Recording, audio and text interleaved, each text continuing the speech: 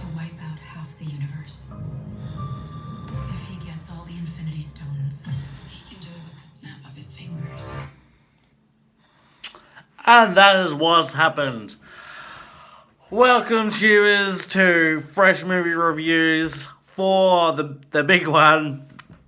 I waited a week for it, or 11 days. Well, this is probably the 12th day. Yeah. Avengers Infinity War. Or basically the Thanos movie. Because, to be honest, it was basically his movie to begin with. I fucking loved it. It was well paced. It was amazing. Everyone basically had their enough screen time, in my opinion. And it was nice to see the characters put in their own little separate groups, like Iron Man with Spider-Man and Doctor Strange, then teaming up with the Guardians of the Galaxy, and then Thor teaming up with Rocket and Groot, which was hilarious. And who else? And then it was Captain America with Black Widow, War Machine, trying to keep track of Vision and Scarlet Witch. And then, you know, Black Panther is in there somewhere, just because he can. But, yes. So, half of humanity is wiped out. Well, like not just humanity, half of life itself, existence itself, is wiped out. I'd say Josh Brolin did an amazing job as the Thanos. He was tall, it was imposing, he was a tyrant. Like, you felt his power, and it felt kind of mesmerizing as well as disgusting. What I got out of it, when the scene where he was taking little Gamora, and it's like, oh, child, like, here, have this thing, this is for you, that would be how Trump and Kim Jong-un would try and distract a child, and like, oh, follow me because I'm doing the right thing, don't listen to the screams in the background. It's like, well, okay. And I enjoyed the fact that Thanos didn't give a fuck. Like, Loki was like, oh yeah, whatever, he's my brother, I don't care, kill him. And so he watched Thor get tortured for like probably a solid 2 minutes. He was like, okay, I give up. And it's like, Thanos was like, no, I'm going to keep it going till, you know, whatever. It's like, yeah, he doesn't give a fuck. And the same with Nebula being pulled apart like a slinky and tortured in front of Gamora. Like, he was willing to do whatever it took to get whatever he needed. Like, he wanted the stones, and he was going to get the stones. And, like, he literally was pulling Nebula apart, and Gamora finally, you know, snapped. It was like, okay, I'll show you. I'm like, yeah, playing chicken with Thanos is not good for your health, or anyone's health, really. I'd say, after seeing it the first time, and waiting a while, and then hearing all the reviews, as well as all the fan theories, it's kind of good, because a theory that I've heard is that this is Spider-Man's technically last movie. Reason why, this is only a fan theory, because Spider-Man, we were supposed to only get a few Spider-Man movies, which is a shame, but yeah, Homecoming Part 2 was supposed to be the next one, and it might be set straight after Homecoming Part 1, and that's why Peter Parker was more like, took the longest to die, or to fade away in the dust.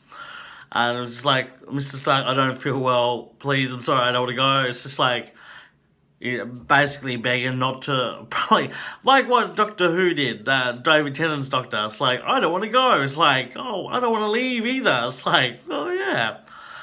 So that could be one thing. And Vision, well, he's dead. Fucking pulled that stone out of his head. Those who are probably permanently dead, I feel, Gamora can't really reverse 40 foot, probably a 70-foot drop into the abyss, landing on the back of your head. Gamora's fully dead. Vision's fully dead. No, Scarlet Witch needs to be alive.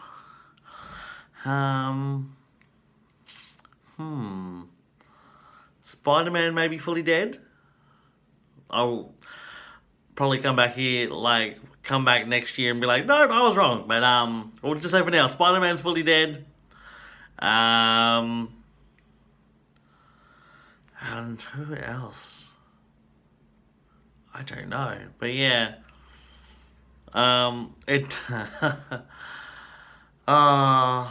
Remember back in the 90s where the internet wasn't huge and you didn't know what was coming out when and who, and for your TV shows or movies, what the news was, unless someone had Foxtel or someone got the magazines.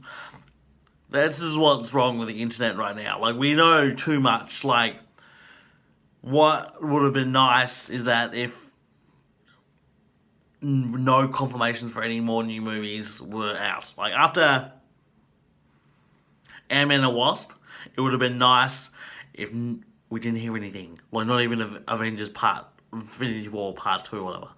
Or Miss Marvel. Just blank. Until 2 weeks, or like 3 weeks before it comes out, and you just get small trailers. That's what needs to happen again. Like, the anticipation for something, and you're not finding out until like the very last minute. But yeah. What else? Just the acting was on point. Mark Ruffalo, or like him trying to get Hulk out, was funny as well as devastating, because read a theory that the reason why Hulk didn't want to come out to face Thanos is because he was having flashbacks to when his father was beating the living fuck out of his mum. It was like, well, I don't want to come out either. And Doctor Strange going forward in time and seeing 145 million scenarios and only one working. And it's just like, okay, fuck. Oh, and basically, Scarlet Witch and Peter Quill, Star-Lord, has the exact same job to do. Fight Thanos, get shit done, don't you lose your emotions. Vision's like, oh, he's coming, oh, but I love you, like, I don't want to kill you, blah, blah, blah. It's like, no, the fate of the fucking universe is at stake, but no, you love him. And the same with Gamora and Peter. It's like, I'd say probably since destroying the God part of himself in Guardians Volume 2, Peter Quill has become more stupid. He was showing off more in this one. He was being more reckless. Trying to do his voice to sound a bit like Thor. It was like, yes, I agree with what we're doing, blah, blah, blah, blah. And then mouthing off while Mantis was trying to hold him intact, like, keep him calm. It's like, oh, where's Gamora? It's like, oh, I had to do what I had to do. It's like, what does that mean? It's like, dude, you kind of know what that means, but keep to the point. Even Tony was like that. He was like, dude, like, just construct, like, we'll get some that in a minute, we're almost there. And then, he lost his shit and was just punching him. It's like, so it's basically on point on Doctor Strange and Peter Quill that the reason the universe is fucking half destroyed. Even though Doctor Strange had a plan that this part was the 1% or the one scenario that was going to work. It's like, was it? Is it? But it's just like, dude, I'm very disappointed in Peter Quill. Very disappointed in Chris Pratt's character, or Chris Pratt in general in this movie, because I felt like I was watching Andy from Parks and Rec. And don't get me wrong, I love Parks and Rec and I love Andy from it, but there was times where he needed to be serious, and this was a time where he needed to be serious, and he just, when he was carried away, I was just like, okay, well, fair enough.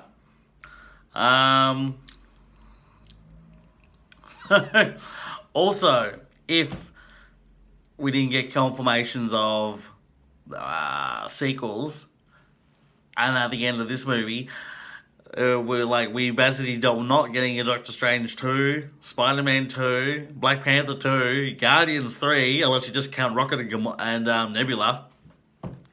It's like, well, all your sequels are gone. But yeah, so it's